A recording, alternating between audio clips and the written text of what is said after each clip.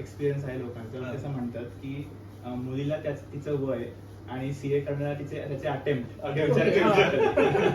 So तू CA झालास तिकडे किती अटेम्प्टला झाला, किती वर्ष लागले ते विचारायचं नाही, कारण सीए झाल्यानंतर ते काही मॅटर करत नाही. तुम्ही पहिल्या अटेम्प्टला सीए व्हा किंवा 10व्या अटेम्प्टला सीए व्हा, हे काहीच मॅटर करत नाही, कारण सीए झाल्यानंतर ते त्या क्वालिफिकेशनला जे महत्व आहे, त्या डिग्रीला जे महत्व आहे, त्याने तुमच्या कितव्या अटेम्प्टला तुम्ही झाला ते मॅटर करत नाही. आणि अजून एक अगेन ऍज अ जोक म्हणून सांगतोय की त्याच्या 2 अटेम्प्ट असतात. सीए परीक्षा साधारण मे आणि नोव्हेंबर या 2 महिन्यात असते, वर्षातून 2दा परीक्षा होते.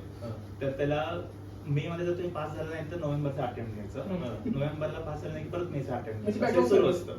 त्याला कार्तिकी आणि आषाढी एकादशीला त्याला एक उदाहरण आहे की जसे वारकरी जातात कार्तिकेच्या एकादशी आणि आषाढी एकादशीला पंढरपूरला, तसे सीए स्टुडंट प्रत्येक मेला आणि नोव्हेंबरला ती वारी सुरू